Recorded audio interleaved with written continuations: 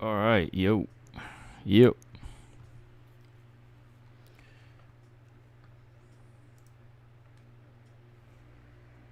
Okay.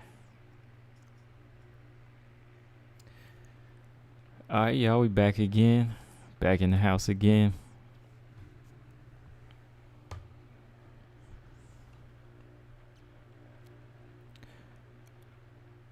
Okay. Got this air going on high out here, man. It is hot today.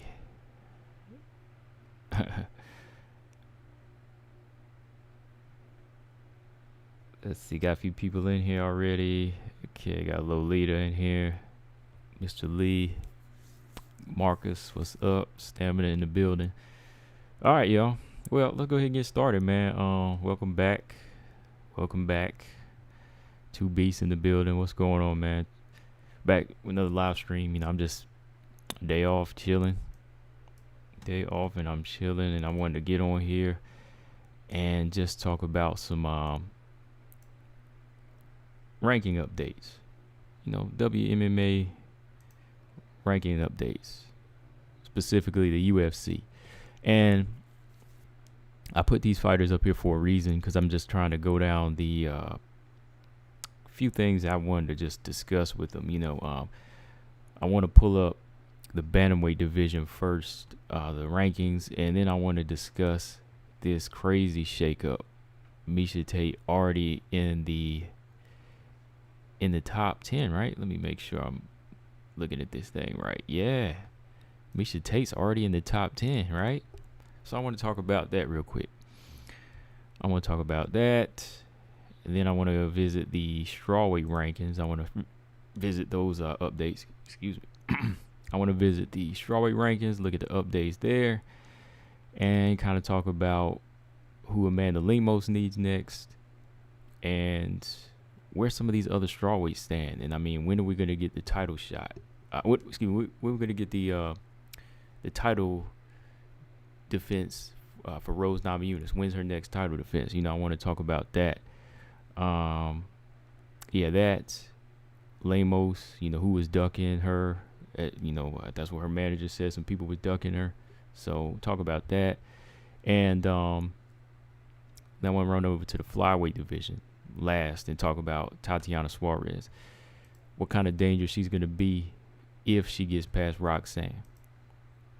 And before we talk, though, man, I just got done looking at the Macy and Miranda press interviews, and I'm hyped for this fight, man. I'm hyped. Like, I didn't even watch Aspen Ladd and Macy Chiasson yet, but I just like the confidence that both of these fighters have. And I'm going to say shout out to, y'all know I'm picking Miranda to win this fight, but shout out to Macy, man. Like, some things that she said in her interview just made me appreciate her more as a fighter. Like, you have to understand, like, somebody like her that maybe should have had more amateur fights, only had one amateur fight. That's something she's always bringing up, having one amateur fight, coming straight into the pros, and going straight to the Contender Series and fighting some of the best in the UFC. Whether she wins or lose, you got to give her respect. You got to give her respect. She seems humble about it. She's not trying to say anything like, oh, I was off at this time, I'm making an excuse for this, for that. No, man, like Macy said, look, I'm glad it happened this way. I wouldn't change it for anything in the world. She's accepting the injury, she's accepting the losses like a true fighter. So I gotta say I respect that a lot, and she's going into this fight here well prepared. Physically she looks better. So that's something to worry about in this fight. Macy's looking good through the she wearing the jacket, but you can see the arms like through the long sleeve she was wearing.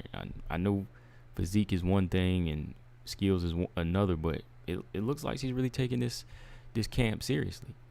She's linked up with a new gym, and Macy, like I said, she's looking fit.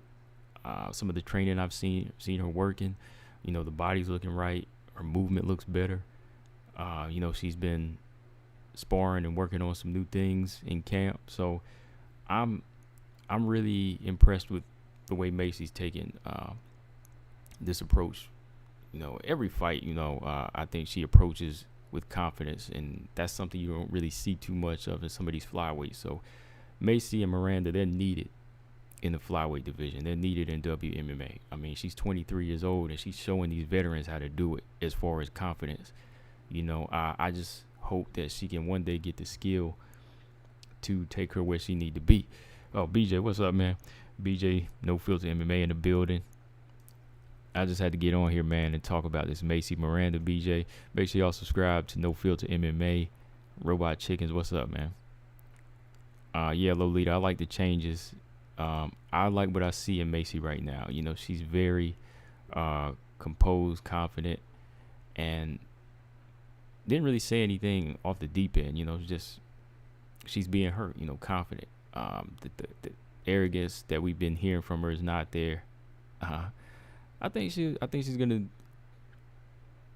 come in there and give it her all, but I just think Miranda is just on another level. Like, let's talk about Miranda's interview real quick.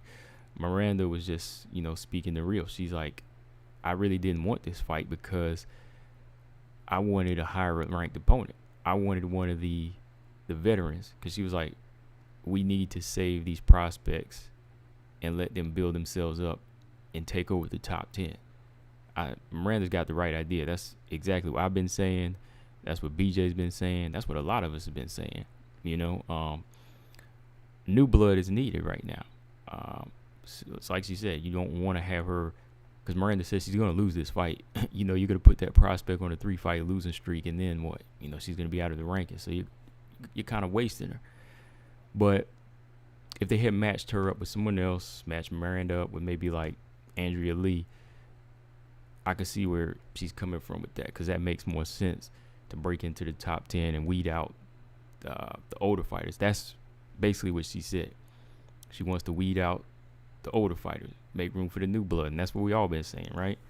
So that's her mindset, is to climb the ladder and make it known that, look, I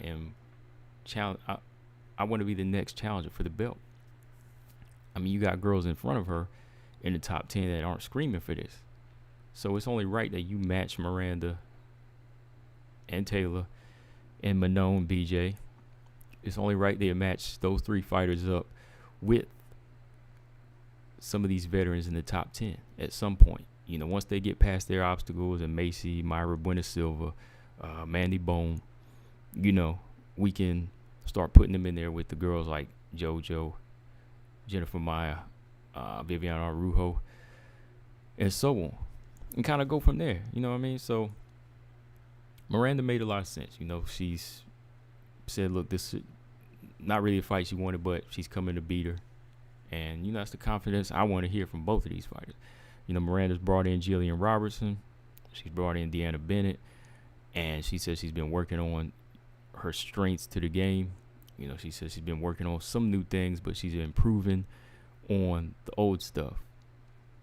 The things that she's already been accustomed to, she's trying to make better. And you really don't hear too many fighters talk with the confidence like she has. That's why I said, look, I'm hoping she does make something of herself, because she's kind of telling you, like, how it should be. You know what I mean? Like, she's telling you how it should be and how these other fighters should make their moves. Like, not everybody's got to be the same, but some of them got to move in the same, similar fashion. You know what I mean? Robot Chicken said Macy's a gym hopper, nothing new. She's looking good to me. From what I've seen in her training and her physique, she's definitely looking better. Stamina said Macy looked like she slightly had abs in one of her recent IGs.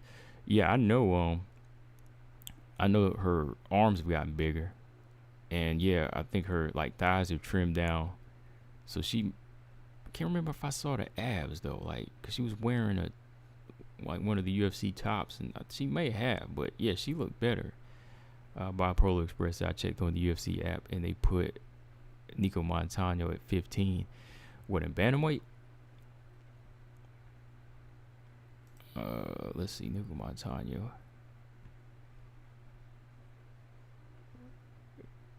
Oh, okay.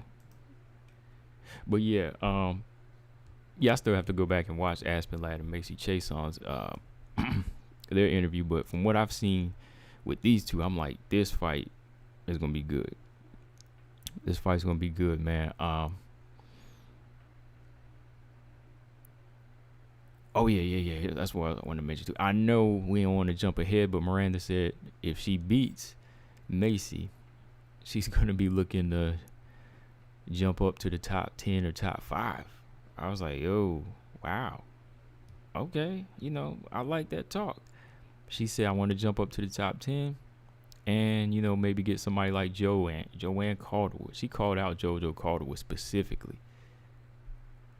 How many other fighters do that right now? Like, she said, look, when I win this fight, I want a top 10 opponent. Give me somebody like JoJo. She's giving you a name, and she already said, look, I'm not like these other girls. I'm not like anybody else that wants to stay content at number 10. Somebody's going to say, oh, I'm good at number 10. I'm fine there. She said, no, the objective of this game is to go for the belt. Whether you win or lose, she said. You know what I mean? So that's how it should be, right? Like, nobody should just be a placeholder.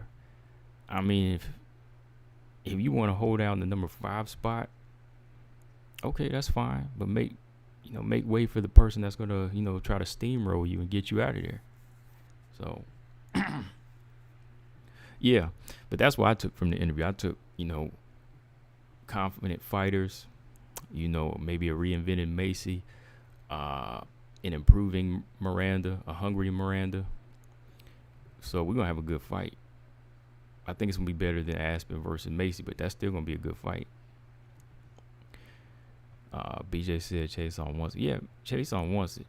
I can see Chiason winning this fight. Chiason wants that fight. Robot said Chiason wants an L. No, I think she probably gonna get a KO. No, I can't count out Aspen Ladd like that all the way, but I like what I've been seeing from Macy. Macy looks stronger and sharper from what I've been seeing in her training. Definitely. But let's talk these rankings real quick. Let's talk these bantamweight rankings here, because we got Miesha Tate shaking the division up. So let me pull up the 135 here. I'm gonna just kind of go through it and stop where we have people lined up to fight. Hold on, let me pull this up. All right, Stammer said JoJo. He said, so JoJo's a mark. Miranda pretty much said it with her chest. Yeah, she called her name out. She was like, yo, like, give me a top 10. She was like, JoJo Calderwood. You know what I mean? So that's like, yeah, like, somebody better set that up ASAP.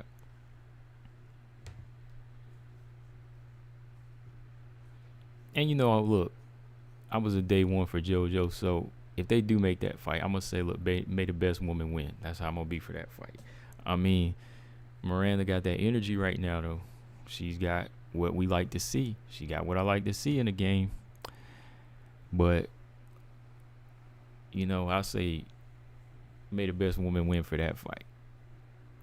Gary said Macy technically reinvented herself in the Grasso fight.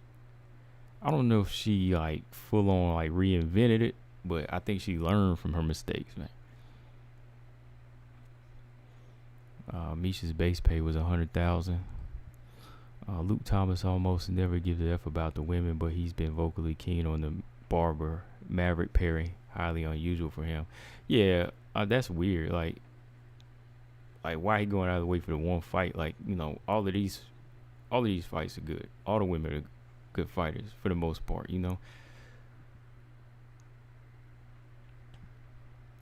All right, here we go. All right, so the bantamweight division, this is the updated one. It was updated yesterday, right?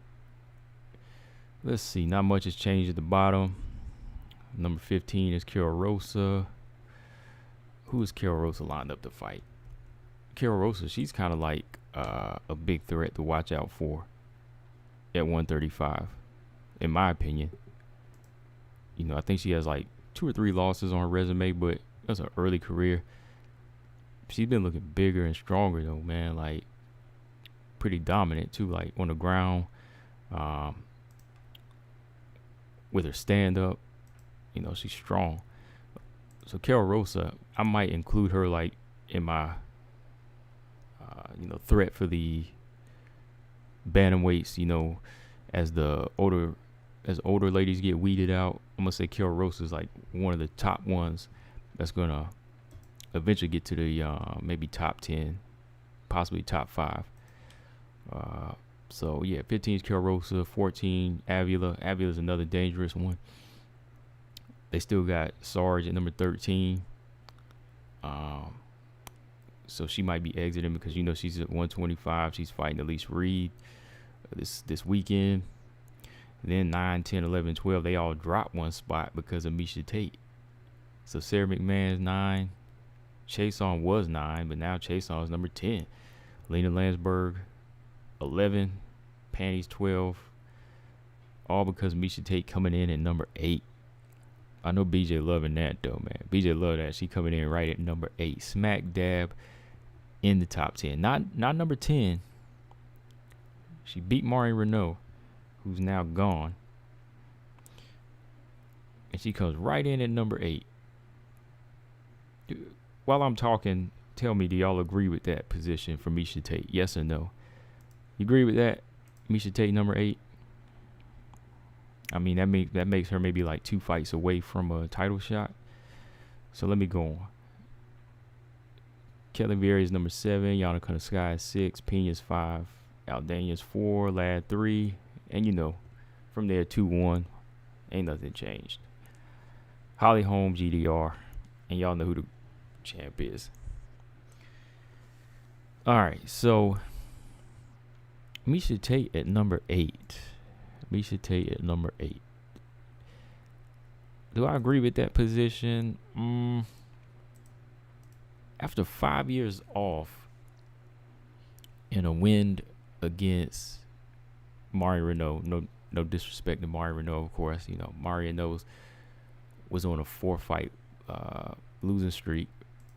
Was she on a 4-fight losing streak after she lost to Tate or before? Let me check here.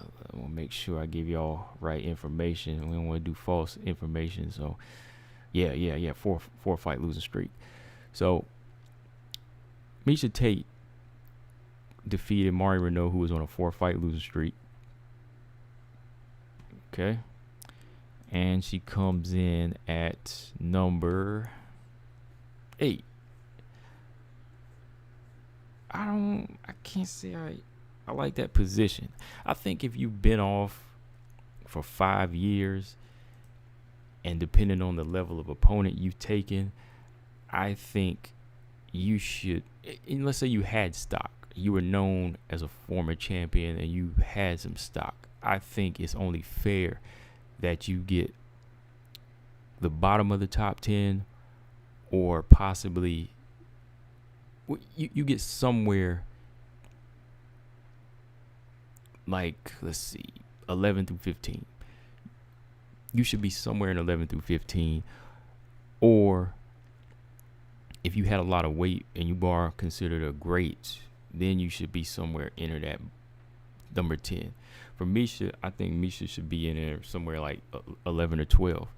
Because, Macy, she's been active. Like, to push her over Macy Chason, who's been working hard right now and has wins, I think that's kind of like disrespectful because it's knocking her down a spot now, right? Somebody who's been active and they've been working and they've been winning, like, that's not fair to somebody like her. Because, again, she's been out for too long.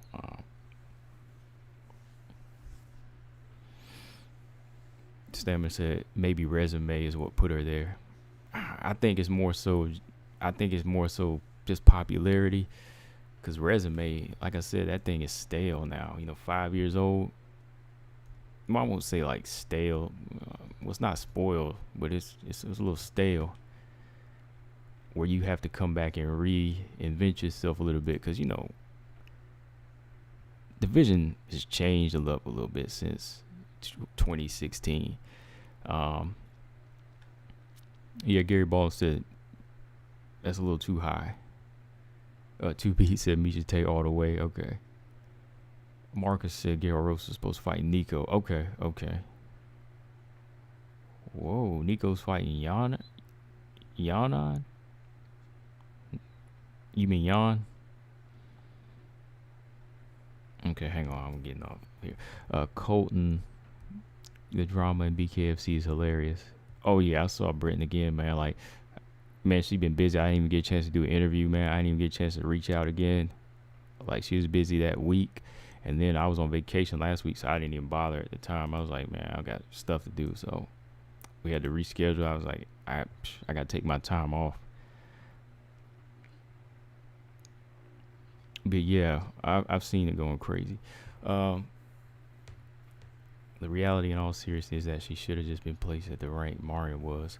Yeah, she should have been in there where Marion was, because you got to remember, Marion lost to Macy Chiasson, and that would put her under Macy. So Macy beat Marion before Misha. So how does that elevate her? Like, to me, what she's done in the past doesn't hold enough weight after 5 years away, when Macy has defeated how many people since she's gone?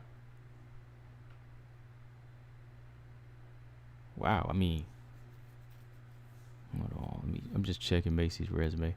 Shoot, Macy's been, her whole career started after Misha Tate. Misha Tate retired in 2016, right? Macy's debut was in 2017.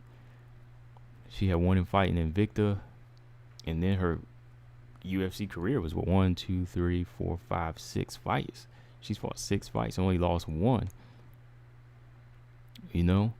One featherweight fight, then the rest were bantamweight fights.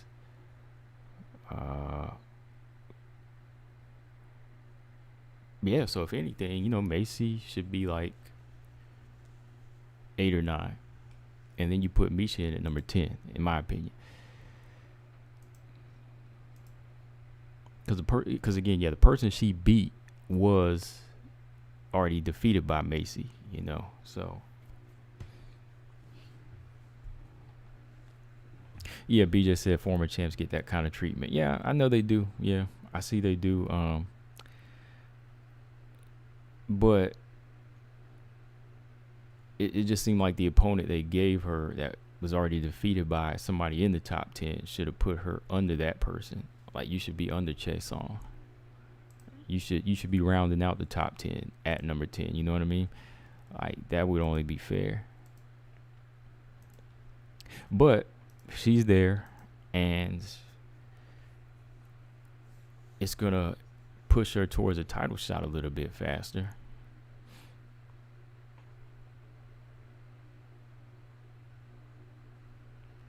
Okay, Robot Chicken said Macy's competition wasn't any good. Okay. I mean, for the level she's on, like, her competition is decent. When she came in, she only had, she fought at Panty Cans and fight at featherweight. She beat a veteran with only 3 fights on her resume, Gina Mazzani. Sarah Morris, that's another veteran she stopped, coming in at only 4 wins. She lost Alina Landsberg. And that Shannon Young fight, that was a late replacement fight. But Marion Renault, that's a good fight. That's a good win, definitely.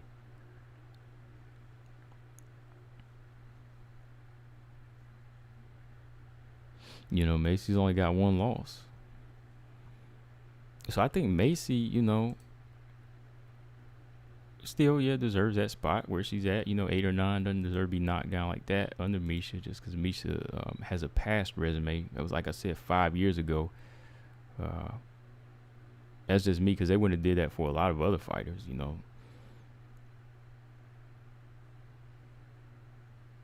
But, they're not really, really based off of, like, rankings are based off of like fan picks on how the staff chooses it. They already put that disclaimer under here once, so I understand, but that's just my opinion. I think maybe 10 would have been good, but how many fights do y'all think? How many fights do y'all think before she gets a title shot? Like, I've been matching Misha up already, so I said Misha should probably fight the number 6 and Yana. I know BJ spoke of Pena and Tate wanting to fight, but that's gonna have to wait now that Pena is taking on the champ, right? So I think a good fight to, let me see, what month is it now? July. Let's say Misha caps it off with one more fight this year to stay active. Gotta be Yana Kunitskaya. Or Yana or Irene Aldana. She's in this position now, so number 4, number 6, or number 7. Kellen Vieira. What y'all think?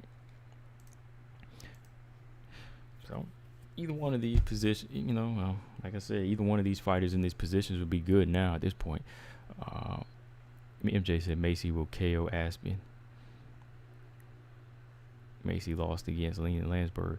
Yeah, I can actually make an excuse for that Lena Landsberg fight. I mean, I think it has something to do with her weight, because y'all are forgetting, like, Macy, I know it's her fault. It's her to blame because she chooses to fight at the weight. But the Lena Landsberg fight, it looked like she was off because of her weight. But, like, the majority of the time she looks decent. She looks strong. But I still think she needs to be at 145. But I think it really was the weight in that Lena Landsberg fight. And that and the fact that Lena Landsberg chose a good game plan. She had a good game plan to go in there and just clinch and keep Macy's offense smothered. And then, she was green. She was green coming into that fight. So a veteran like Lena Landsberg was probably like, okay, I know how to deal with the long, tall fighter here. Marcus said, just when I think Macy can KO Aspen, then I think about Lena Landsberg. Yeah, that's different fights though. Like, yeah, like Lena, like I don't even think of that fight as like disrupting the Aspen Ladd fight, because they're two different styles. Like, Aspen might take that approach like the GDR fight. Maybe. You know what I mean? She might get left out at the range, and get picked apart. But like that fight, Lena Landsberg, like I said, I give her that. I give her that fight because she's still green and still things to learn. Like, yeah, BJ, people sleep on Lena level of experience. That's what I'm saying. Like, Lena Landsberg got experience. Like, look at her resume. Look at her resume versus Chase Songz at the time. Like, Lena Landsberg was able to do what she did against Macy because the level of experience.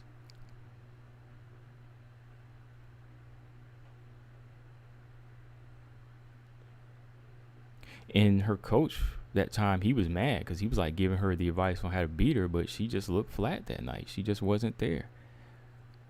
So I think Chase Songz, everybody gonna have an off night. It wasn't like she got submitted, you know what I mean? It wasn't like she got knocked out or, just like dominated, then knocked out, or just like crushed on the ground and just got ground and pound. It just looked like she was off, and it was her choice to be off that night because her coach was like, do it, but she would not capitalize. James Toney ranked the top 3 prospect of Maverick, Taylor, and Firo. Rank them 1, 2, and 3. Let's see.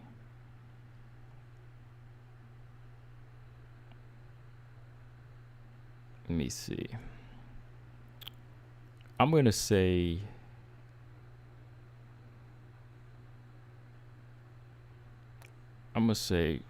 those 3 prospects. I'll rank them. I'll rank Taylor first. Then I'm gonna rank Miranda second, and then I'll rank Firo number 3. I think Miranda could alternate though.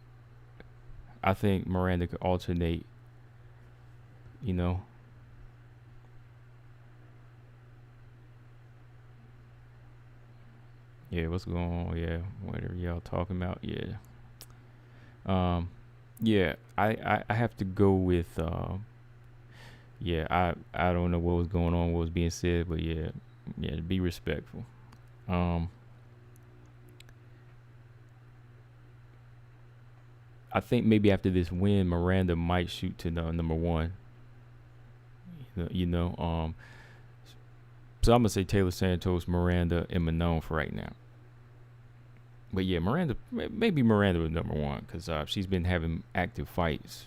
She might be 3-0 by this coming Saturday. So yeah, I know Manon. I will put her at number 3 just because she hasn't had the solid wins yet. But she's still in that triple threat. BJ, you heard me right.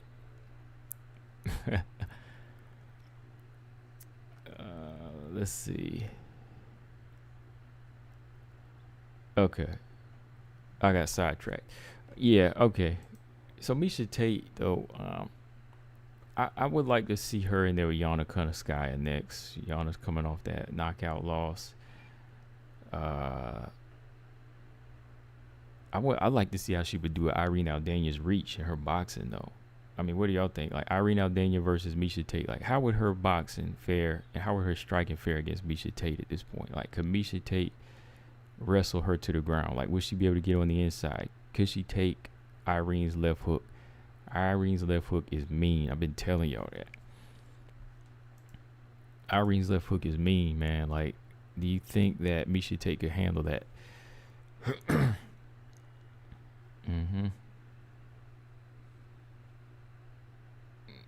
Yeah, I know James Tony. I know how old they are. Yeah, Manon, she's the oldest. Uh, I think she has I think Manon has the more commitment to her style since she's been older, and I think she will advance because of that. She's committed, committed to what she is, but she's still learning, if that makes sense. Like, she just got her brown belt, and I think that that experience that low in the rank is going to help her advance pretty soon. All right. But yeah, let me see. BJ, what do you think? BJ said Misha Tate versus Yana or Irene. I'm gonna go with either one of those fights for her next fight. But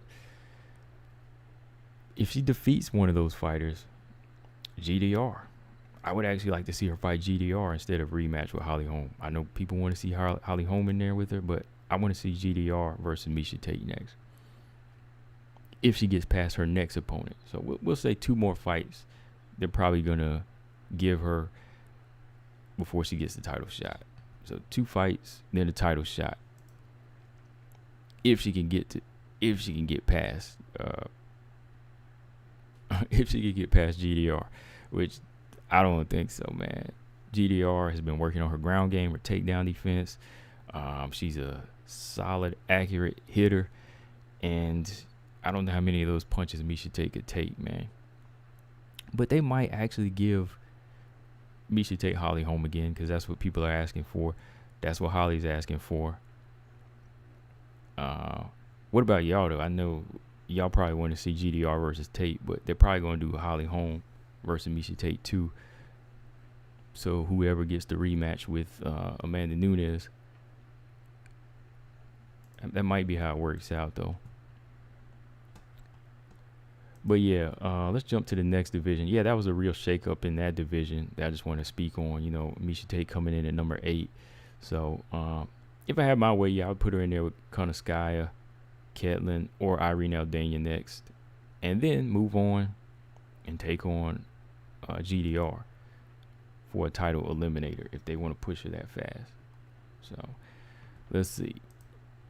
Yeah, Lolita mentioned these fighters I had up here today. Claudia, she's asking where Whaley is. Well, I got Claudia up here for a reason, and I got Lemos up here for a reason. I got Rose up here for a reason. Not really talking about Whaley because, yeah, I'm just not talking about Whaley. Like, she's not the focus here as far as what I want to talk about in the strawweight division. All right, so strawweights, Oh, wow. Wow, this is crazy. Not like crazy, but it just shocked me. I'm looking at the top 5. Now, how the hell did that happen? What is going on with this strawweight division? All right. So, strawweights, number 15, Felice Herrig is still rounding it out. And Amanda Lemos is still number 14. You know, Ruiz win wasn't enough to elevate her. You know, that was an unranked opponent. So she's still stuck at number 14. Verna Jandarova, number 13. She's fighting Ebos. Angela Hill, Tisha Torres rematch. Then you got Ebos at 11. Top 10, Tisha Torres, Michelle Waterson, Claudia Gadelha, Nina Azaroff. Number 6 is Marina Rodriguez. And number 5 is Mackenzie Dern. How did Mackenzie Dern swap places with Marina Rodriguez? Like, what did she do to get over Marina? Marina used to be number 5. Like, what did she do in the past month to swap places with Marina? I don't get that.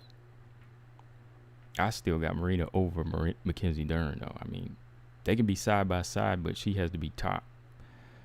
But anyway, they got Marina at number 6. They got Mackenzie at 5. Yan Zhang at 4 still. And Carla 3. Y'all know the deal. Joanna, Zhang, and Rose. Not a great change in there, but just that switch up with Mackenzie and Marina. I was like, what? What's going on here? Colton said, does Lemos win a striking battle with Wei Li? It's possible. Like, if they just went straight up striking, it's possible.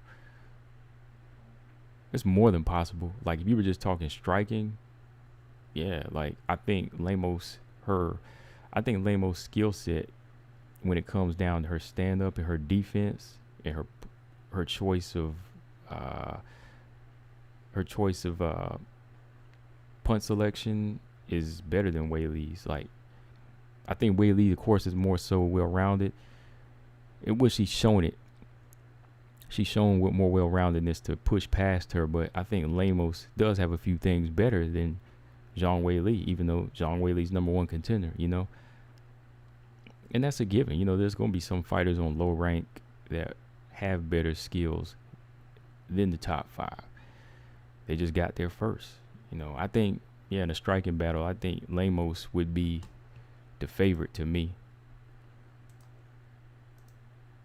Pure striking, you know what I mean? But, like, if we're just talking straight up MMA bout, that's going to be a toss-up, or more so in Zhang Wei Li's eye. No, yeah, Lemos' stand-up is on point. Yeah, it ain't one to mess with. I mean, even before this Ruiz fight, her stand-up's been looking, you know, very sharp and deadly compared to some of the other strawweights. So, yeah, Lemos would give Wei Li problems if they just had stand-up. But yeah, Lolita, I had this picture up here because I wanted to talk about Amanda Lemos, her next opponent, and I think her next opponent should be this one I have front and center, Claudia Gadelha. That's why I put Claudia up here, because my question is, like, what's up with Claudia right now? You know, Claudia's holding down number 8, and she hasn't had a fight announcement. I know she had an injury not too long ago, but I want to know what's the latest on her. You know, what's the latest on Claudia Gadelha? You know, I think at this point, that's a perfect opponent for the number 14 Lemos. You know, give her a spot, six fighters up, because everybody else is booked and got a date. You know, Verna's booked, Hill's booked, Ebos's booked, Torres is booked. One more, number 9's not booked. This is another good choice for Lemos, Michelle Waterson. So everybody else booked, 7, 8, and 9 would be good choices for her. Nina Azaroff, yeah. Nina Azaroff, if she's not going to 125 yet, let Lemos get that fight. You know, let Lemos get that fight. But everybody above, they won't take that fight. Because, you know, Dern and Rodriguez, they're booked. Yan Zhana, they would say, is too high. Carla Esparza, she's chasing Rose. Joanna ain't fighting nobody. Zhang wants Rose. And Rose, let's talk about Rose. Rose, we waiting for her. She's been training. We've been getting better on the ground, working on her ground game, but no announcement from Rose yet. No announcement for Dana White, Mick Maynard. Nobody's been saying anything about when Rose returns. Which, some people say, well, we saying she's taking too long, but hey, Valentina's back. Valentina back in September on UFC 266. So at least give us some type of clue. Tell us that the Carla fight is in the making. But back to Claudia real quick. Yeah, Claudia, with where she's sitting right now with her inactivity, she doesn't really deserve anybody above her right now. And no disrespect. I'm not saying like, I don't like her. No, I'm just saying with that type of inactivity, which is not long. Wait a minute. No, it is. I want to say she fought last October or November. Claudia fought last October, November. Let me pull it up here. All right. Yep. Yeah, Carla. No, excuse me. Yan Xiaonan was Claudia's last opponent. That was November 2020. So we're about to round up on a year in November. So it's been 8 months, and she hasn't been. She hasn't really been back in the mix. So if she comes back, and Amanda Lemos wants to fight one more time this year, that's the fight to make. That's the fight that should be made. Tubi said they all ducked. Damn. Tubi's going in right there. Ravioli, what's up? Ravioli said Lemos Rodriguez would be fire. Yeah, it would. It would be fire, man. I like Lemos versus Rodriguez. That'd be hands right there. Somebody getting knocked out. Ernest said I want to see Lemos fold Claudia. That fight need to be made. That fight need to be made though. It really do. Hold on, let me go back up here. Yeah, 2Bs. Lemos stand up is a force. It's a force. Lemos, no need to fight Weili to get to Rose. She needs to win against Claudia, Nina, Waterson, and either Jan, JJ to fight Rose. If Rose win, that'd be her next title defense. Yeah, I can agree with that. Yeah. If Lemos fights Claudia, beats Claudia, give her JJ or Jan, and then that would make a good fight. 2-3 fights up the rankings, and boom, she beat her.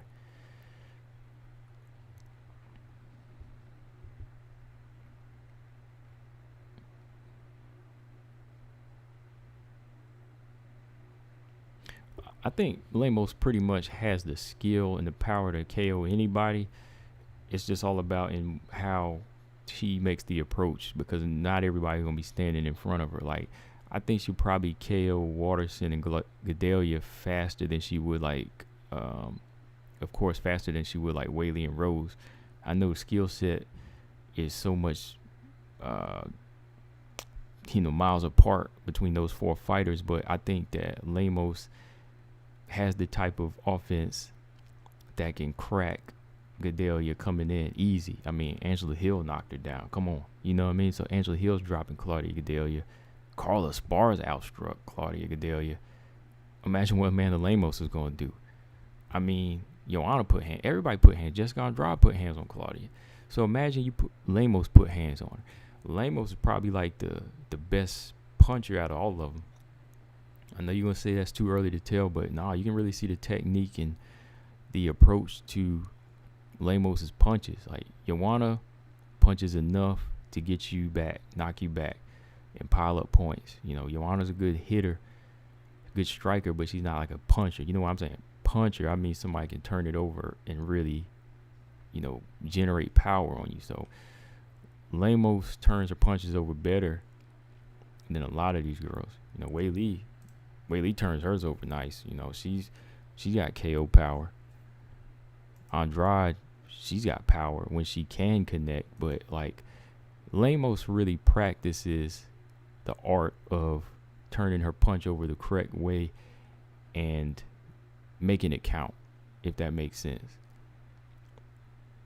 Like Joanna makes hers count just enough to score, like just to touch you and hit you. They're nice punches, but Lemos is really trying to do damage and get you out of there.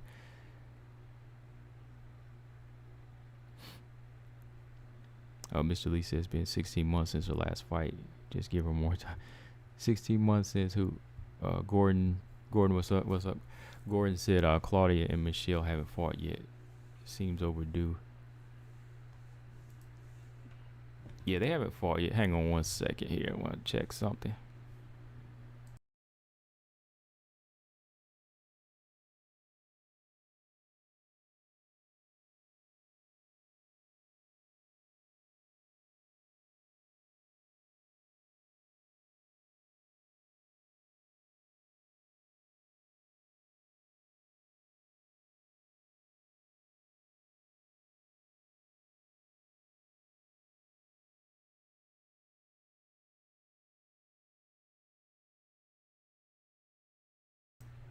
Let's see.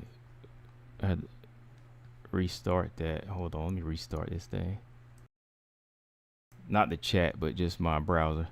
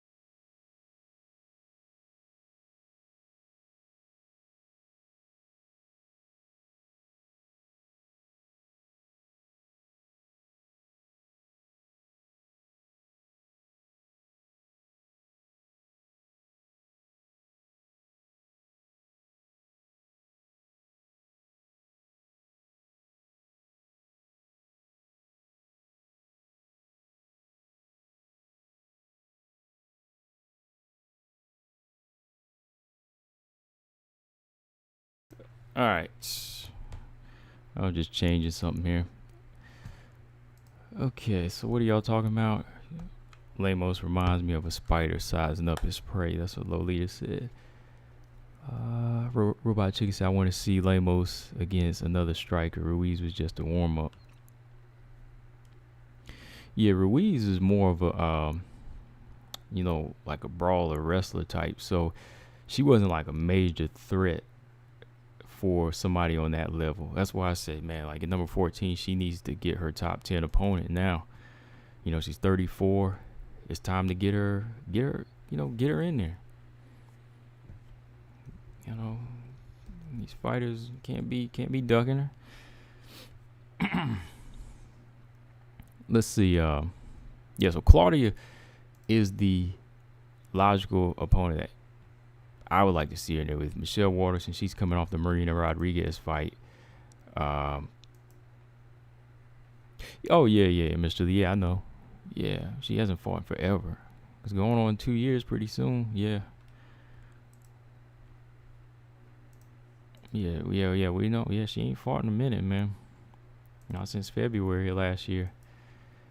February, March. So if we get Claudia in there, that would make sense because, yeah, she's number 8. And then number 9, Michelle Waterson.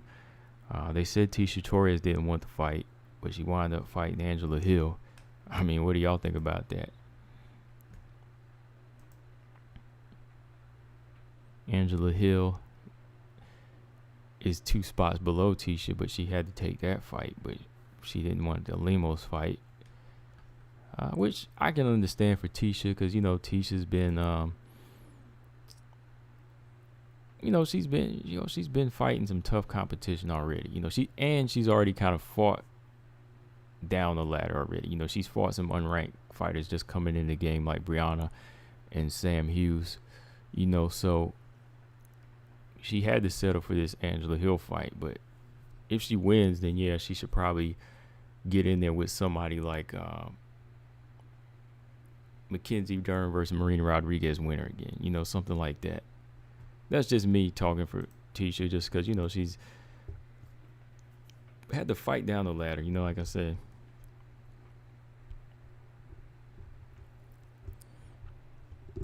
High five.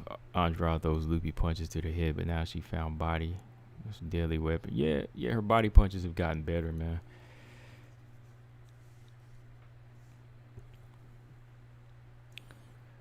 So, Amanda Lemos before the end of this year versus Claudia Gadelha. That's a fight I think we'd all agree on, right? Even more so than Michelle Waterson to me. Yeah. That's probably the one I would want to see out of Nina, Claudia, and Michelle. Good style matchup. Somebody, I can't remember if it's High Five, he's been saying that, she needs to be tested against a grappler, right? So that's the perfect grappler she needs for right now, right? Put her in there with this grappler and see what she can do. She'd be on the verge of possibly stopping another fighter that's never been stopped before. She was the first to stop Souza, Ruiz, and imagine if she was the first to stop Claudia Gadelha. That would be nuts, right? That would be crazy. What did Colton say? Colton, what do you think of Miranda saying it was stupid for the UFC to put her against Macy together so soon? Yeah, I talked about that earlier. That was the first thing I opened up with. Like I said, I agree with her. I agree with her because, it's like she said, we have to match these new fighters up against the veterans and let the new blood take over if they can. That's how you prove yourself. Put them in there with a veteran. If they knock the veteran off, that's their spot. If Macy was to knock off Andrea Lee and Miranda was able to knock off somebody like Alexa Grasso, boom. You know what I mean? They just took 2 fighters out. And when they get into the top 10 or 5, they could fight.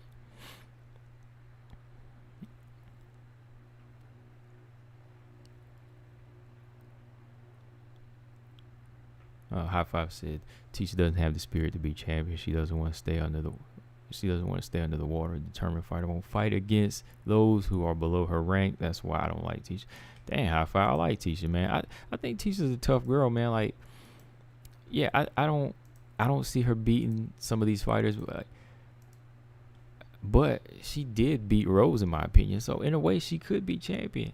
With the right move, she could be champion because I think she beat Tisha both times. No, I think she beat Rose both times. Excuse me. I think Tisha beat Rose the first fight 8 or 9 years ago, and I think she beat her again like 4 or 5 years ago. I think she did. So in a way, she has beat the champion. But like as far as holding on to it, I know what you mean. Like,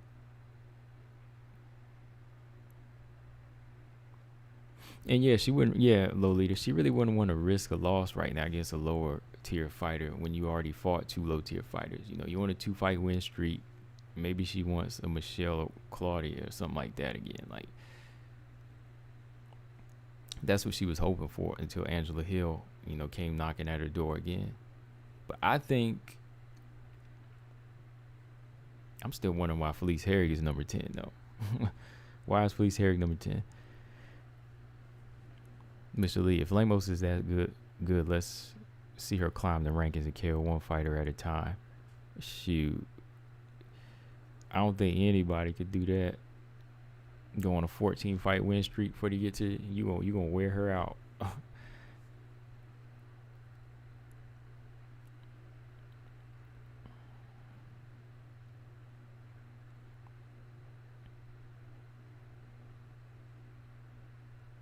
Gordon Morris, are you predicting Tisha over Angela? I am predicting Tisha over Angela. As of what I see right now, I have to kind of go with Angela again. I mean, I have to go with Tisha. Sorry, keep screwing these names up. I have to go with Tisha for right now. It probably won't change. I haven't seen anything from Angela that makes it, 50-50 for me. That's just me though.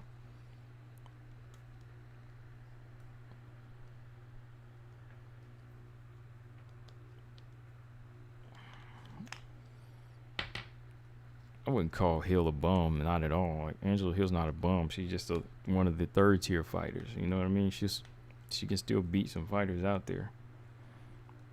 She may not be elite, but she's not really. I wouldn't call her a bum,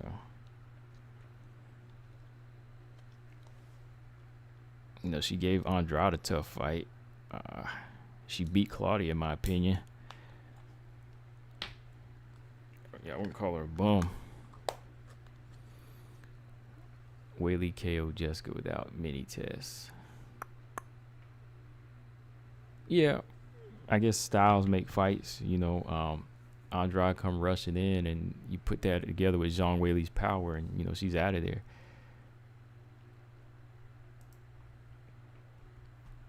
Felice though, man, I can't believe she's still number 15 though. Right? I mean, I know it's the injury, but is she coming back? Let's peep that inactivity real quick. Let's see. August 15, 2020, her last fight against Verna Jandiroba. Before that, it was a 2-year layoff. 2 times in 2018, 3-fight losing streak. Came back in 2020, got submitted in the first round, Verna Jandiroba. That was the first fighter that submitted her. First time she's been finished in her career by Verna Jandiroba.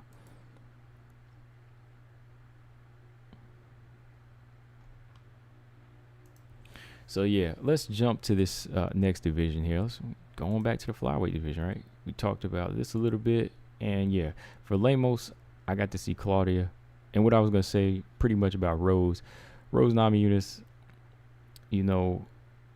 I want to hear something by the end of something lined up for by the end of 2021, man. Like, you got to have somebody lined up.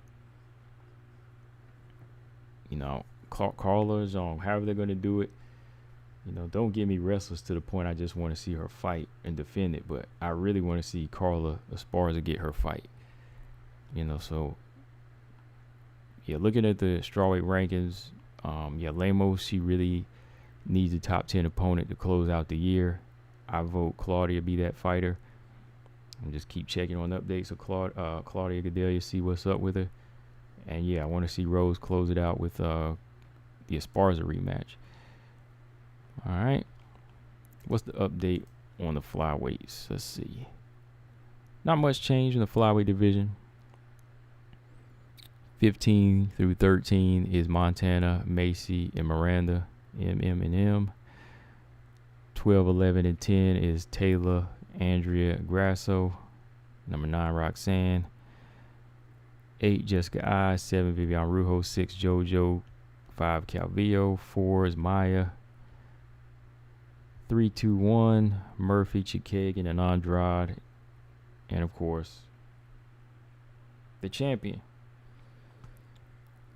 Now, I put Tatiana up here for a reason, because, I want to talk about Tatiana. Like, I want to know if Tatiana can fall into that, if she can fall into that picture I got down here. If she can fall into the 3 and make it 4. I have the triple threat. If she can make it that 4th up in there, because she'd be that quadruple. Because she's coming in hot, man. She's coming in against a top 10 opponent. You know, Tatiana, after a 2-year layoff, she coming in against a veteran. You know, first fight in is a veteran. You know, I know we can all say Tatiana going to destroy Roxanne, but let's not lie. It's going to be a good fight. It's going to be a tough fight. Hold on. Let me go back up here real quick. Check what y'all were saying. Gordon said Hill has had bad luck. Yeah, a lot of close decisions. She's not a bum. No, not at all. She ain't a bum. Gary, Tisha's the better striker, has more stamina. Yeah, she has more stamina than Angela Hill. High five said Marina Lemos would be amazing. Yeah. 2B said, what do you make of Elise and Sarge? That's tough. That's gonna be tough a call, man, because I want to know what Sarge looks like at. I'm curious to see how good Sarge will look at 125 again. You know, Sarge has not fought at 125 in 3 years. I'm not sure, man. Like, that might be an issue, but other than that, if the weight is good, you know, she is the more experienced fighter. And then you got to factor in, at least Reed is moving up from strawweight. You know, she's 4-0, moving up to 125. I mean, I want to see her do good. You know, I want to see at least Reed look good and look UFC level. You know, I definitely want to see her perform and make it a good fight. But, you know, right now, flyweight is a tough division, man. I'm used to seeing at least Reed at 115. But, you know, Sarge is the veteran, so it could be just Sarge's fight.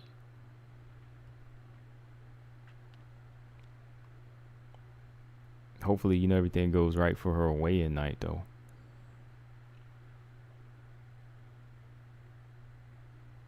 Gordon said Hill needs a 5-round bout. It didn't help because, you know, the Michelle Waterson fight was 5 rounds. Michelle Waterson fight was 5 rounds. I thought she won that, but it didn't help her in that fight.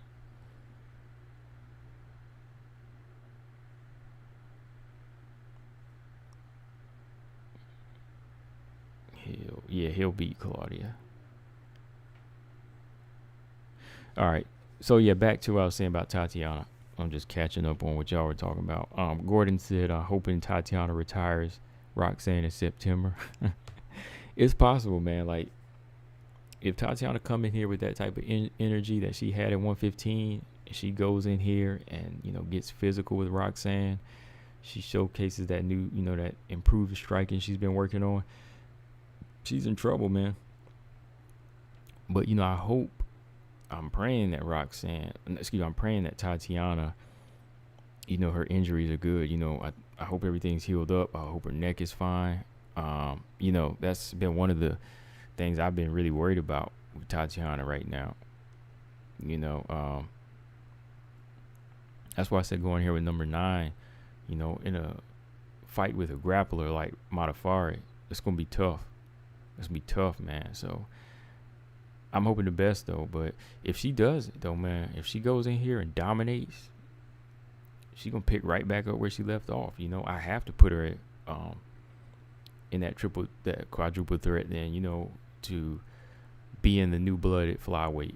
You know, if she looks good, if she looks comfortable, she destroys Roxanne, she's going to have the higher ranked opponent out of all the prospects. You know, she's going to be higher ranked over Miranda, Manon, and Taylor. And because, you know, she's a veteran in the UFC. You know, she's normally fights at 115, but she's moving up to 125. And if she can go in there and destroy Roxanne, then, yeah, she's going to elevate above those fighters, because only thing that's had her out is, you know, the injuries. But, you know, Tatiana's done her time. You know, she's done her time. She has the experience. So when you put Tatiana in there in that mix, you know, she's going to be the one that I think gets closer to the top 5 first off of this win. But beating Roxanne, we'll say, puts her in at number 9 like it did Miesha Tate, right? You know, we can safely say if Tatiana beats Roxanne, it might push her to number 8 or 9. You know, it might knock Jessica Eye down and put her in her spot. So you put her in her spot, Tatiana might have to go through, maybe 2 more fights before Shevchenko, or maybe 1 more. Because if she goes through Roxanne, I could see Suarez versus the Andrade Calvillo winner. And I'm already leaning towards Andrade in that fight. I think we all are. If Andrade wins against Calvillo and Suarez beats Modafferi, and they're on the same card, don't forget they're on the same card, their turnaround time is going to be the same time. So that fight might be made, man. It's going to be a good fight. You know, Suarez wins her fight. If Andrade won her fight, then we'd be getting the fight we wanted at strawweight, at flyweight. You know, I know we all wanted to fight at 115, but if we get Suarez Andrade at 125, I'm happy. Because Andrade looks hell of a lot stronger at 125. Under Valentina, of course. And, you know, Suarez, she's a big girl, so I'm sure 125 is going to look good on her. You know? But yeah, that's really what I wanted to talk about as far as flyweight rankings. You know, where is Tatiana going to fit in? And I think it's safe to say she'll probably, you know, she should get that same treatment like Misha. She's only been out 2 years, so if she beats Roxanne, you know, throw her in that top 10.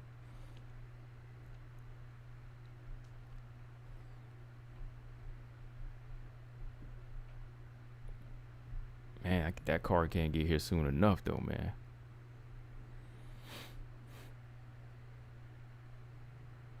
Really, man, because yeah, they're all fighting on the same card. You know, you got Manon Fiorot versus Mayra Bueno Silva.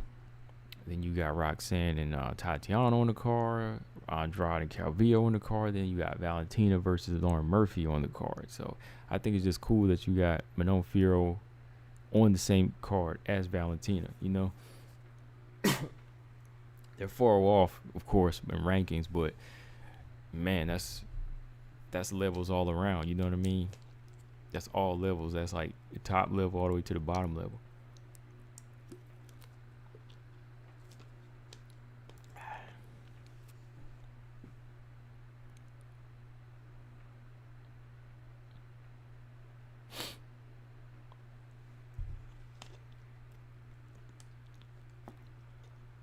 To be said, that's a big jump. It is, but I could see them doing that. I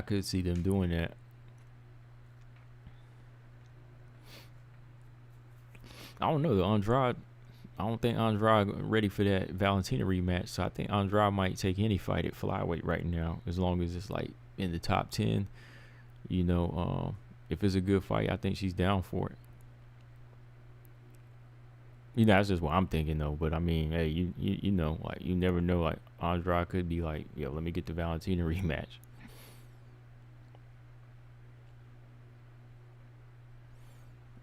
Yeah, Lolita. Andrade, I could see her beating Calvillo, and then Suarez, I could see her dominating Roxanne, and that might make them fall in, you know, into that bracket where they want to put Suarez at next.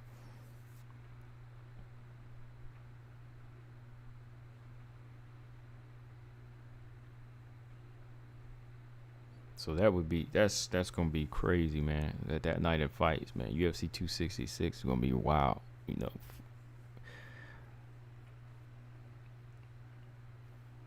Fiorot versus Silva. Yeah, that's gonna be a great fight, man. That's gonna be all action. I'm leaning towards Fiorot because I think Fiorot just has I think she's got the style in the offense to just put hands on Mayra Bueno Silva. I mean, Marina Moreau put hands on Mayra Bueno Silva, and I can imagine what Manon Fiorot can do. Her being bigger, longer, and stronger than Marina Moreau. You know, speaking of Marina Moreau, I mean, I don't know where she's at right now. I mean, she was supposed to be fighting Manon Fiorot, but they didn't take that fight. Let's see. Mayra Bueno Silva stands at 5'6", 66.5-inch reach, and I know Manon Fiorot. Yeah. Oh, okay. Yeah, Manon Fiorot's 5'7", but Mayra Bueno Silva actually has a half-inch reach advantage. So Okay, Buena Silva got a half-inch reach advantage in that fight.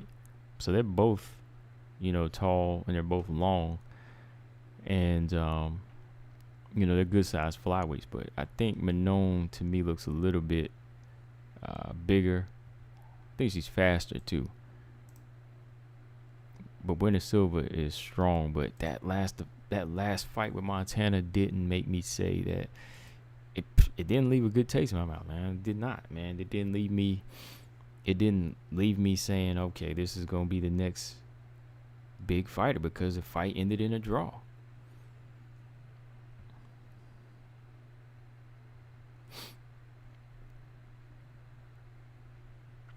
To be said, if Manon, Miranda, or Taylor lose, are they out of the triple threat era?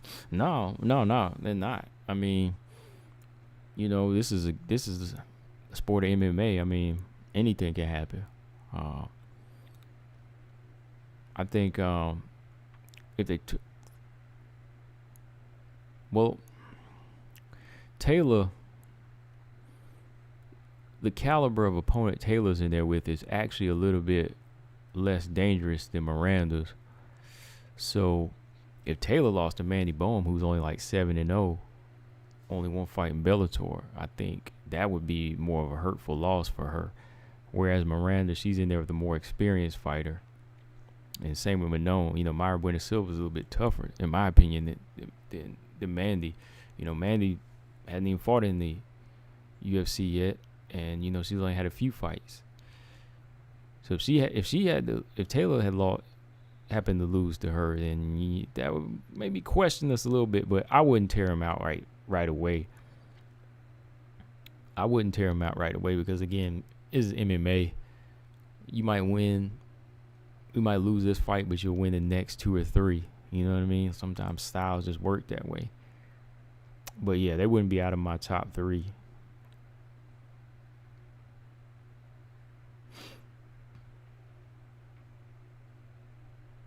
But like I said, Tatiana come up in there, the triple threat becomes a quadruple threat. She come in here and destroy Roxanne. She gonna be leading the pack, bro. Lolita said Manon will not lose. She has a thicker, more solid core. Yeah, she does. That's why those kicks are so powerful that she throws.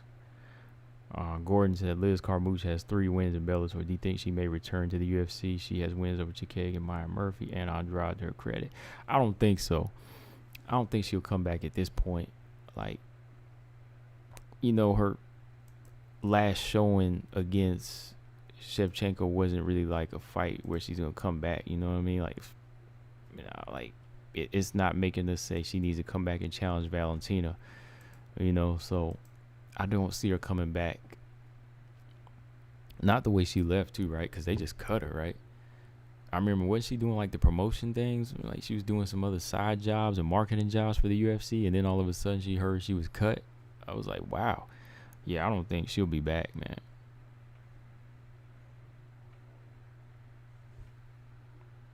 That wouldn't be good. That wouldn't, show the integrity that she have. I mean, she probably wouldn't anyway. She's definitely not. She probably definitely ain't feeling the UFC after the way they did her, man.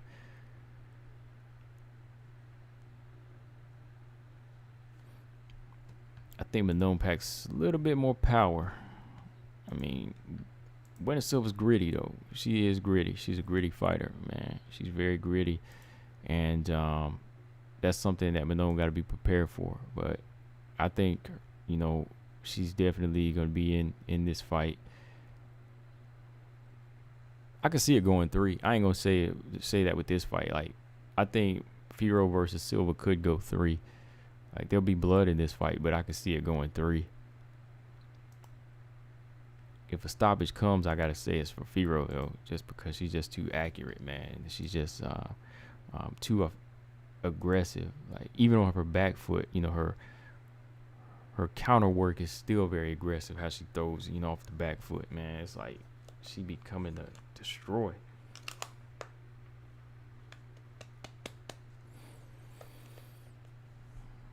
Robot Chicken says salute to everybody here. Yes, sir. Salute to everybody here, man. But yeah, what else? I mean, I'll be back on tomorrow definitely because we're gonna talk about the fights that are going down. I'll do my, I'll do my picks, my discussions with y'all tomorrow. Definitely talk Miranda and Macy, Aspen and Macy. I know the one fight y'all are looking forward to for real is Hannah Goldie and Belbita. So I gotta talk about that fight, right? I didn't even know that fight was happening. I know everybody wants me to talk about Hannah Goldie and Belbita. I know y'all do, so we'll talk about that fight tomorrow. I mean, y'all want me to talk about that more than Miranda and Macy.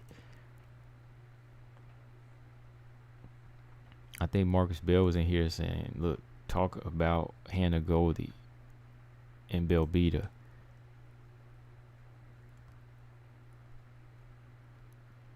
I mean, on the real, like, Hannah Goldie should probably be like one of those the female bodybuilders. I mean, that might fit her.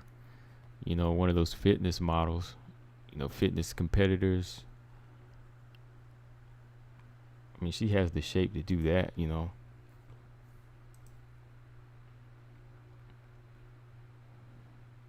Let's see, she hasn't fought since 2019.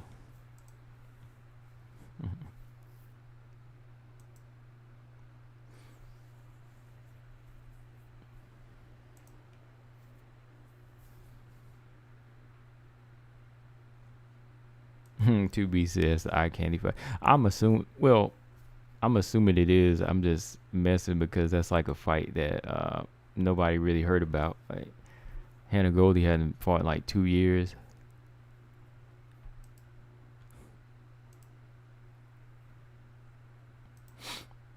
That's what everybody wants me to talk about. No, but for real, yeah, definitely gotta we'll discuss Miranda and Macy a little bit more tomorrow, and then we'll talk Aspen. Yeah, because I want to talk that fight, but I just been kind of going over it. I just been passing it by. I need to talk about that fight more.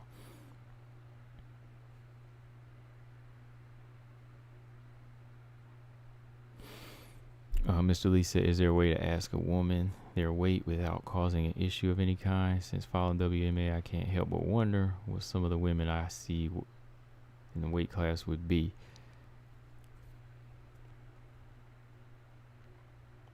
I mean, it wouldn't hurt to ask any of the women fighting, right? Like, I mean, if women are fighting, like, I wouldn't mind asking a woman's weight. Like, I mean, if I'm asking Amanda Nunes, I'm like, yo, you go down to 135? I'd say, how do you... No. Amanda Nunes, you fight at 135 and 145. Like, what do you normally walk around at? I mean, I don't see nothing harm in that.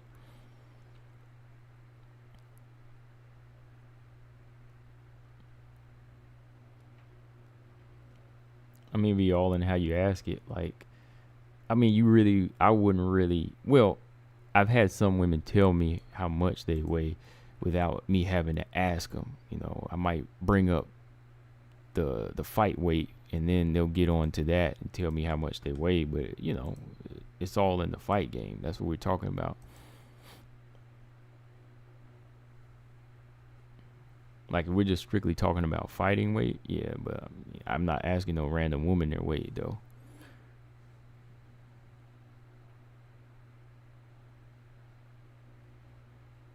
Yeah, Lolita said, like any random woman, no. Yeah. No, I'm not asking any random woman that. But, I mean, if we're talking about the fight game, and I talk about your fight weight, and you mention your walking around weight, then that's fine. But I really think you wouldn't want to ask a everyday woman walking down the street her weight, right?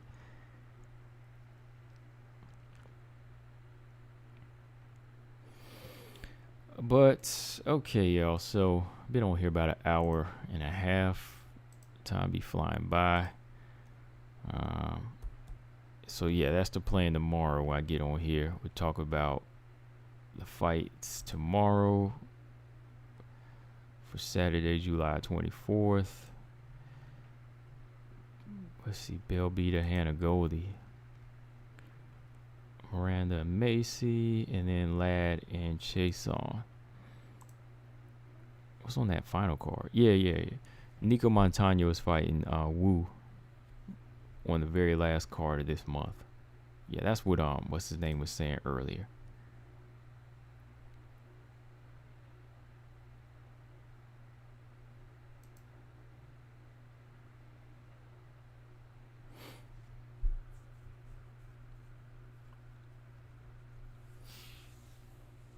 I don't know about that. Like, Lolita, I don't know how anybody would think you're a pervert for asking like fight weight. I mean, if you specifically say in the context of a fighter, and you just happen to get on the subject of weight, and then you brought the weight up and be like, oh well, what do you usually walk around at? You know, especially if it's a woman you cool with and y'all are both talking about weight, then I don't think that has any pervy intentions at all. I mean, I'm not asking it unless we're on the subject, you know what I mean? So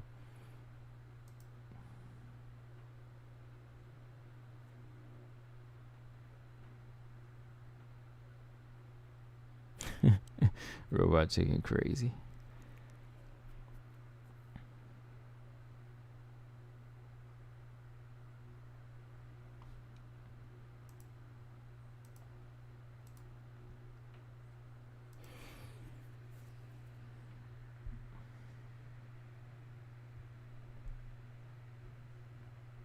But let's see, y'all. But yeah,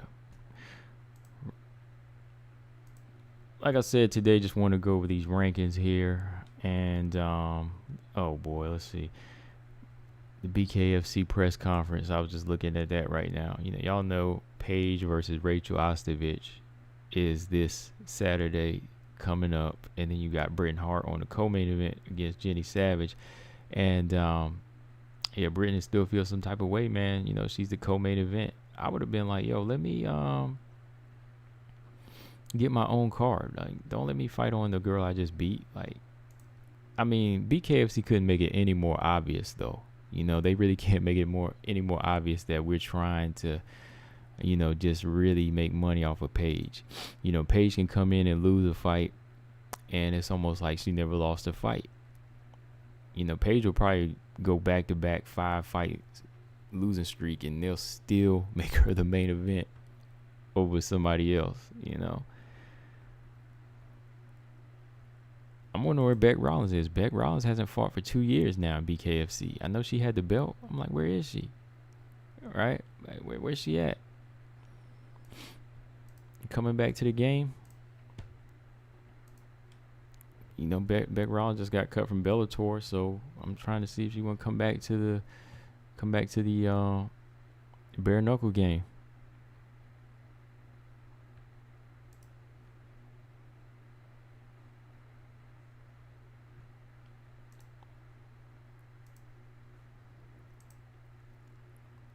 Mr. Lee said he doesn't really know what the strawweight through featherweight looks like. I can't help but be curious.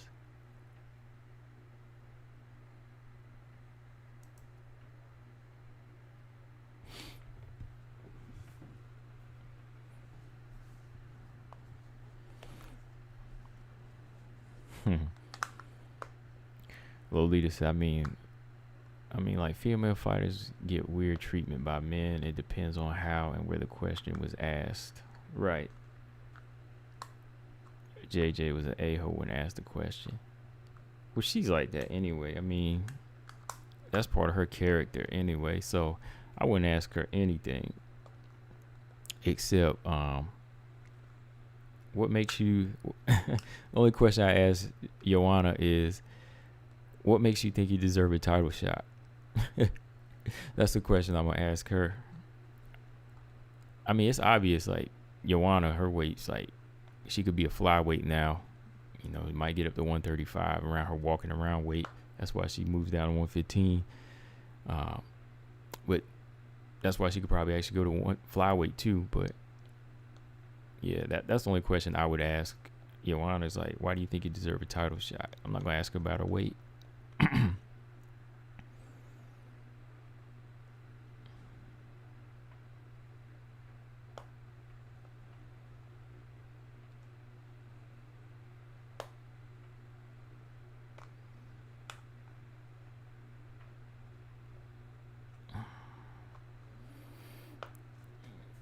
All right, y'all. So I was just reading y'all's comments now. I'm pretty much wrapped up with what I got to say tonight because we will be back on tomorrow. But let's see. What else are y'all talking about though? What else is going on in the fight world? What else is going on in the fight world? The WMMA world? I know they pushed back like the one championship tournament. I was gonna watch that tournament and cover that tournament, but they pushed that back. The atomweight tournament.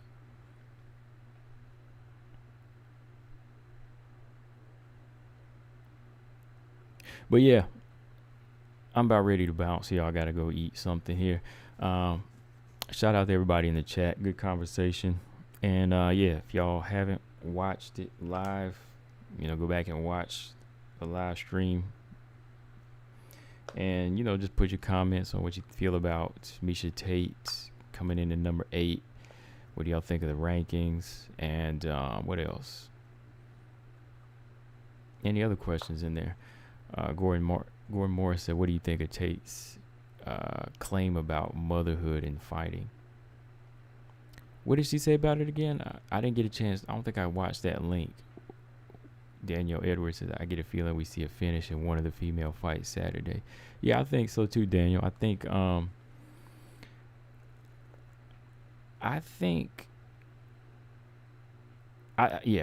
Lad and Chason, we see a finish for sure in that fight.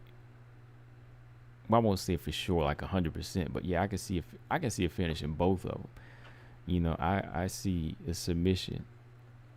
Yeah, I could see a submission definitely on Miranda's way. But yeah, if Sarge was going to be fighting Priscilla Cachoeira, I'd be like, somebody's getting knocked out in that fight. No, I'm not saying Priscilla would knock out Sarge like that, because Sarge has a good chin and she has punching power, but that would have been a good fight. Yeah, what was the claim, Gordon? What was the claim about motherhood and fighting? Like, would it help her start fighting, or did it help her want to get back into fighting or something? I mean, I saw the article. I just didn't look at it.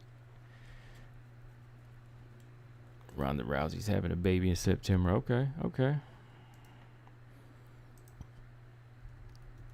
Time for chill. I guess time for that chill down.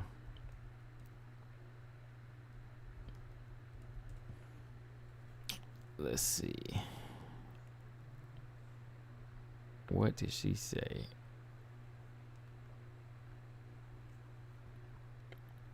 Yeah, what did she say about motherhood? What did she say about motherhood?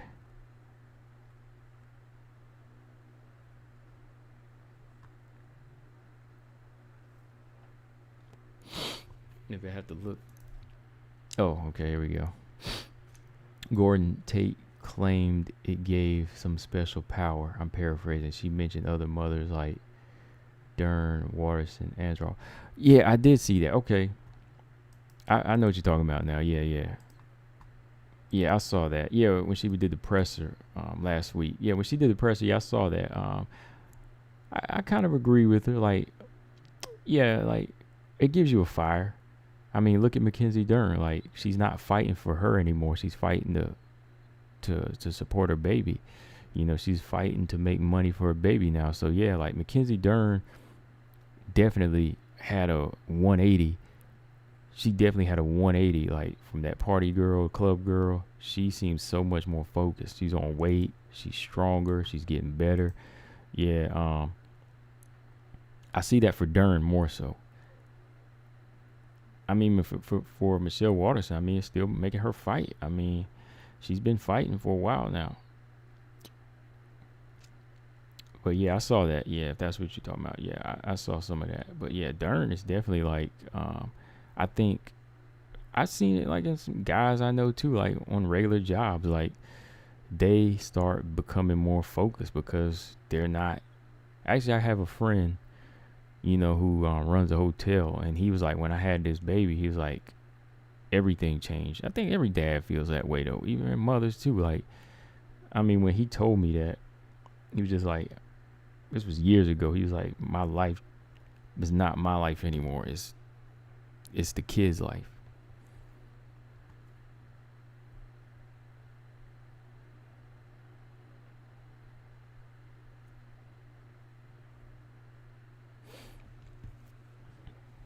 So yeah, I understand where she's coming from. Like, yeah, I mean, I can see it in the person. Like, yeah, it's not really like a special power. I know what you mean, but yeah, it's definitely like a fire. It's definitely a fire that comes out. I mean, we'll see if Tate's is like that, but I see it in Dern the most. Yeah, Mackenzie Dern definitely has shown it. She Some people need it. Like, some people need a kid to get focused, which is crazy. Some people don't understand that. Like, having a kid will have them on the straight path. I've seen some people become just straight up responsible people that have babies.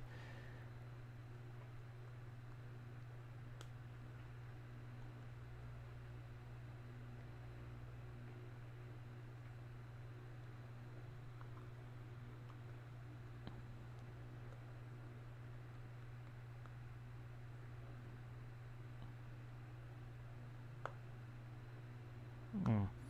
I do. I put a lot of I put enough stock into it. Believe it. I'm not even a parent. Like, and I'm talking about the people around me. Like, the people around me, you know, that weren't necessarily responsible, or maybe just needed something that help keep them stable in life. Like, I think it's a gift. Having a baby is a gift sometimes. And I think it can push them right way. And I mean, I don't have kids, but I wouldn't know. But from a lot of the people I talk to, like, having a baby, it pushes them in a different realm, man.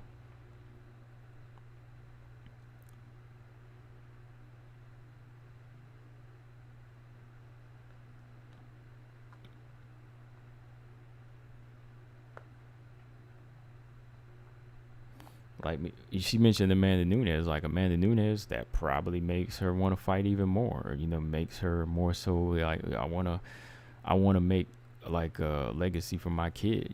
I want him to look up to me when he gets older, and just really, really have this, uh, like, not just to know her as a mother, but know her as like one of the best things ever, man.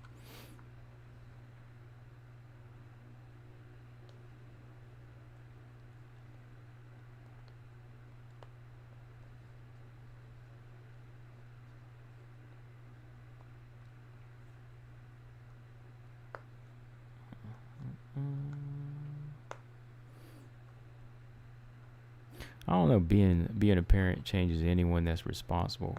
Mm. Or, might wake up something that was already there. They just needed the right thing to wake them up. That's what it could be. Because I know a lot of people that,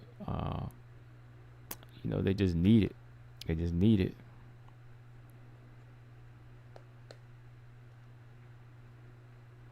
Hmm. Nah, I don't see how motherhood is a distraction. Like, I don't see how it's a distraction for full time commitment. That makes you go harder. I mean, shoot, bring the baby to the gym.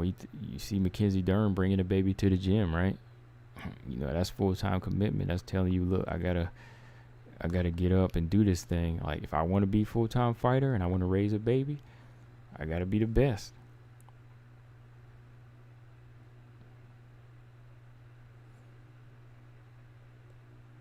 It might be a little different for fathers, I mean, like the father fighters, but it's pretty much down the same path. If you raising that baby, I mean, shoot. if you have custody of that baby, you know, you should have some type of responsibility about you.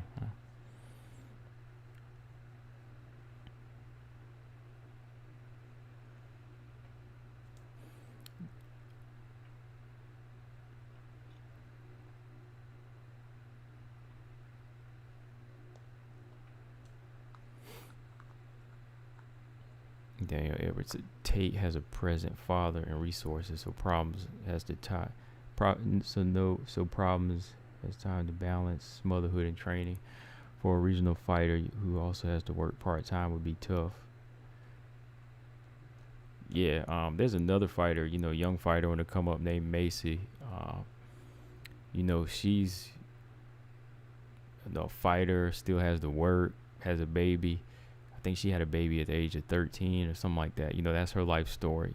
I need to interview her one day, but you know, she's like a 13-year-old mother or something like that, teenage mother, and seems like it pushed her like to do better. Like, you know, it's pushing her to dedicate herself even more to fighting,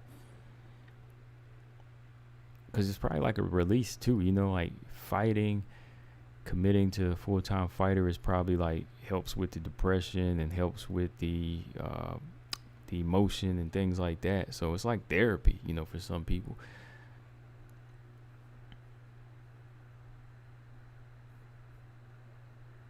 Again, you know, I'm not a mother, but I'm just kind of going off of what people tell me. Like when they have that kid, they go into a different mind frame where it's like, you know, I'm living for her, I'm living for him, or I'm living for her, you know.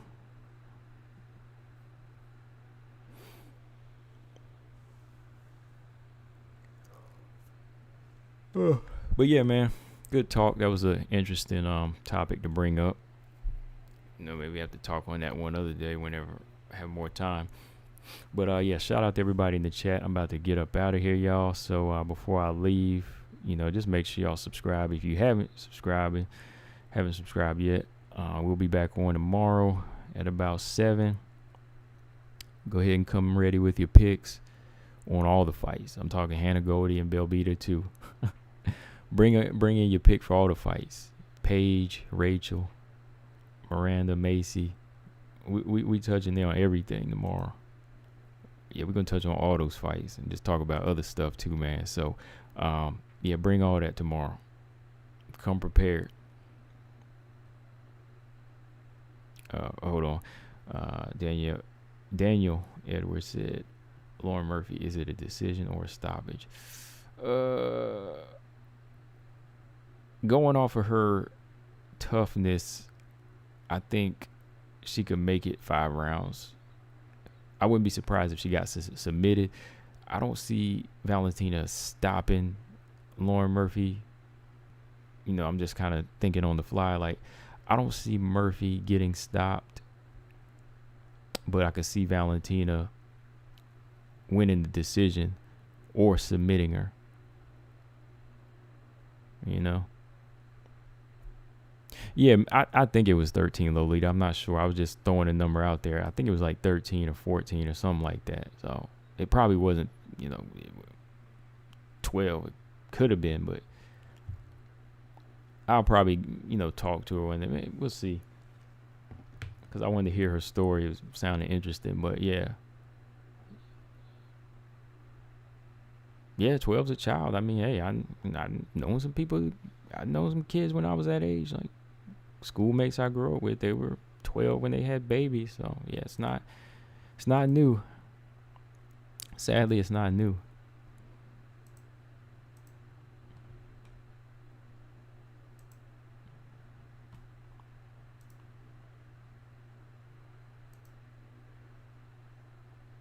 But yeah, okay. Daniel, okay. Yeah, it's the Maya fight again. That's what I'm thinking. It's the Maya fight. Like, I think her durability can keep her alive, you know, and keep her in the fight. But if anything, if Valentina had got top control or happened to just slip in that triangle, I think she could get a submission. But I don't know if she would stop Lauren Murphy like that.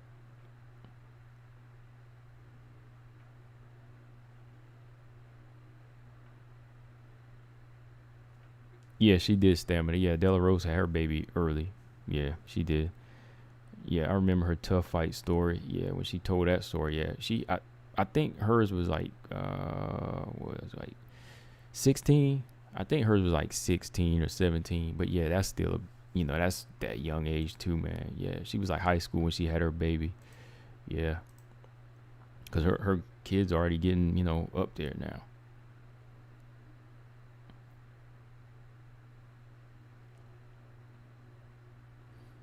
Do I see changes in Rose's facial expression, like masculine? Mm, I haven't looked at her Instagram as a. I mean, I looked at it, but haven't really looked at her face. Like I haven't been really like studying her new look. Uh, you mean maybe like putting on more muscle, or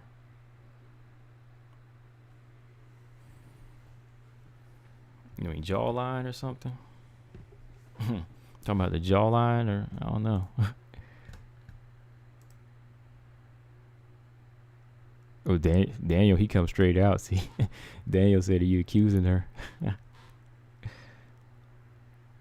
Yeah, that's why I was like, jawline. Are we talking jawline? Are we talking like tighter fade? Is her fade a little bit tighter? Yeah, she might be maturing because that girl, she started in the game as a baby, so now she's probably just starting to fill out. Because even on her off time, like when she was doing some farming, she's starting to put on more, more of the more woman, starting to fill out more like a woman now. Her body's getting a little bit thicker. Yeah, she's 29, so she's gonna look like a mature woman soon and start filling more out in weight. She's not gonna be that little frail girl you've seen in the tough house forever.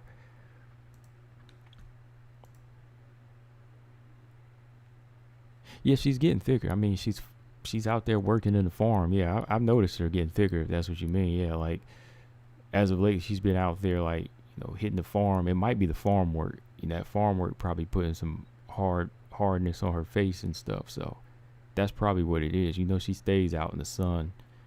I mean, you come from that farm background, it'll do that.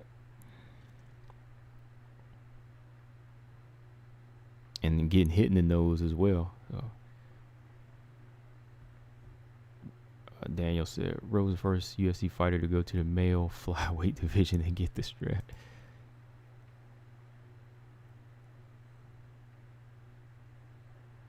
Yeah, that's what I said. Yeah, like getting punched in the face will change your appearance. Yeah, getting punched in the face is going to do that. I mean, look at Misha Tate's nose. Look at Montana's nose. Yeah. I don't think Rose is 125 though. Like, I don't think her style is made for 125. Because these girls at 125 are girls coming down from bantamweight. You know what I mean? They're bigger girls and dealing with the grapplers and the wrestlers and thick girls. So, yeah, I was about to close it out. And we just took another turn here. Talking about masculine Rose. But yeah, that's funny. Yeah, I've noticed her body. Yeah, I've definitely noticed her body. But like face wise, like just maturing, 29 years old. So yeah, she's maturing. I don't think I'll ever see her go to 125 though. I think she'll continue to make 115 to the end of her career.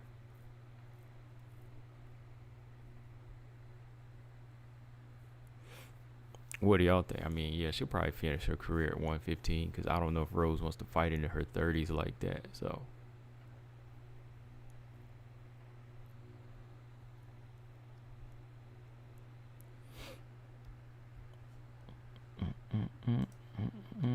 yep.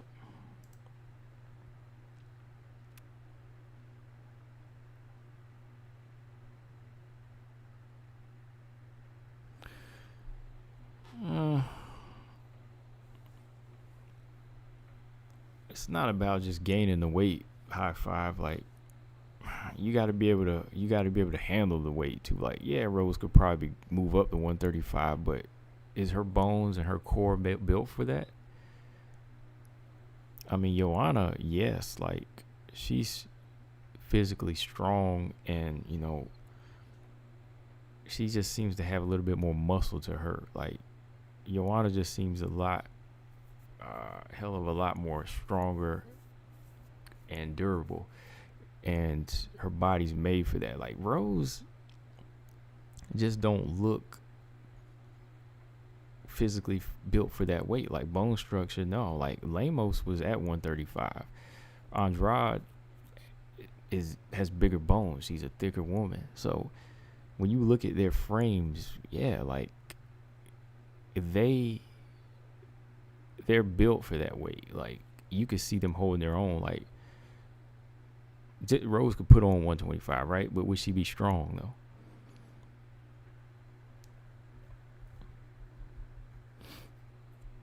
Yeah, yeah. She looked long and big against Wei Lee, but again, it's like, how are you gonna look against Jennifer Maia though? Like, will you be able to hold that weight? Can you really hold that down?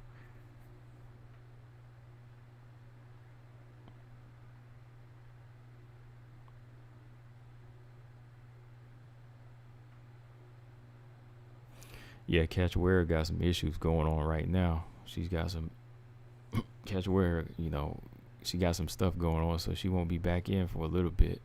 Might be for a few months.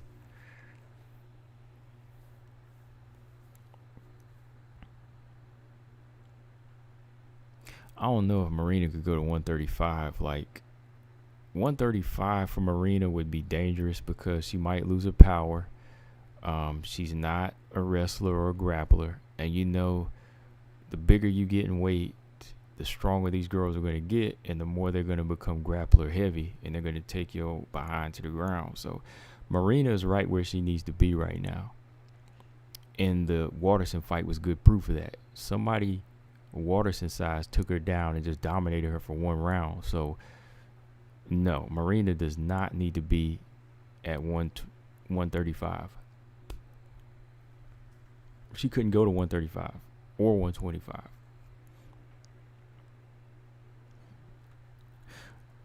I am BJ. They keep pulling me back, BJ. I was about to wrap it up and ask another question. What do you think, BJ? Is Marina's no good at 135 or 125, right? Because BJ, you're the grappling expert, so you know that the higher you get up in weight, it's going to become grappler heavy, and that's where Marina don't need to be.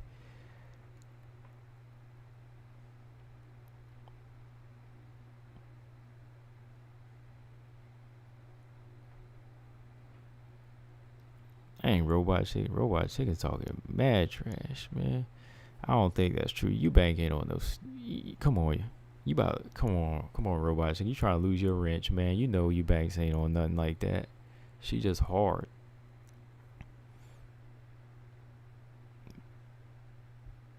If that was the case, she'd be knocking girls out at 135 and moved up the division.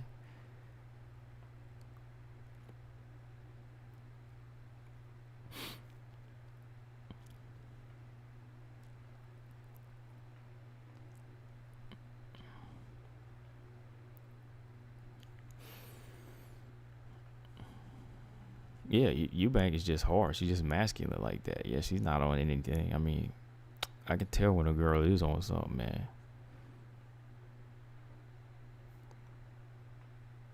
Yeah, but Marina, nah, man.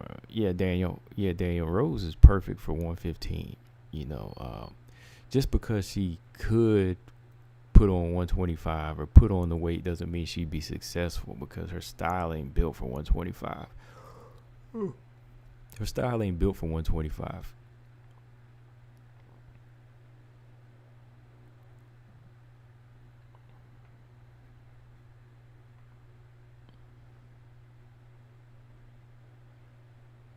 I think Eubanks, yeah, you don't know what you're talking about. Yeah, I'm not making the absolute statements that you are. Have known some people like Eubanks Beast. Yeah, I know a lot of them. Yeah, I know a lot of them type of girls. Yeah, Yeah, I know some of them. Yeah, just hard, just hard looking like that.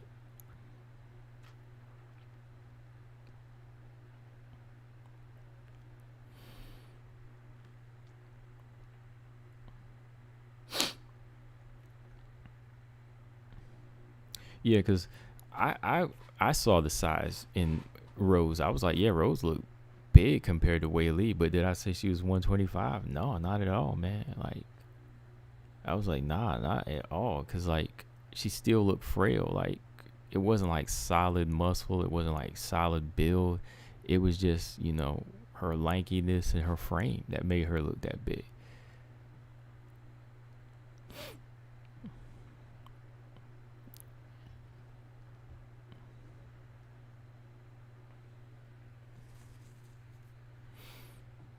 Robot Chicken said, "Why are you serious? We gotta get at you, man. You talk, gotta get at you."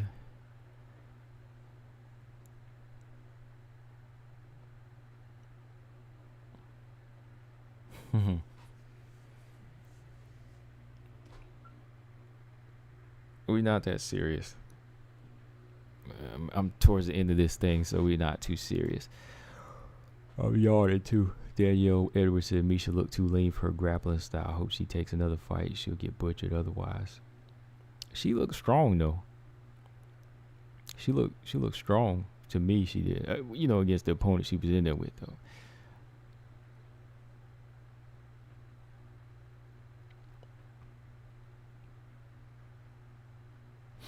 I mean, y'all bring up some good points. I mean, I know where you're coming from with the size high five, but that's just to me. Like, you know, that's your opinion. I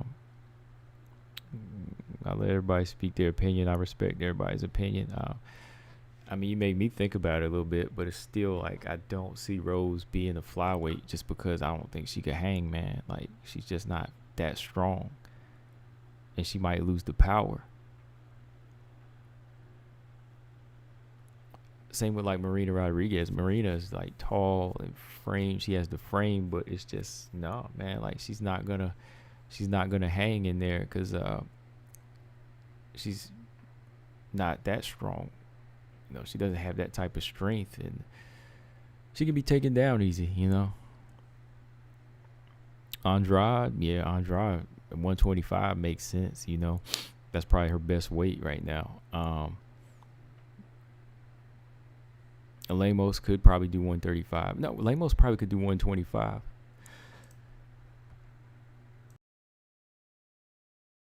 Whew, had to mute myself. Had to sneeze. Sorry. Yeah. Lemos could probably do 125. Lemos has a better approach, and she has bigger legs, and she can control her weight and her frame. I think better for certain situations. Mackenzie Dern could probably be 125. Yeah.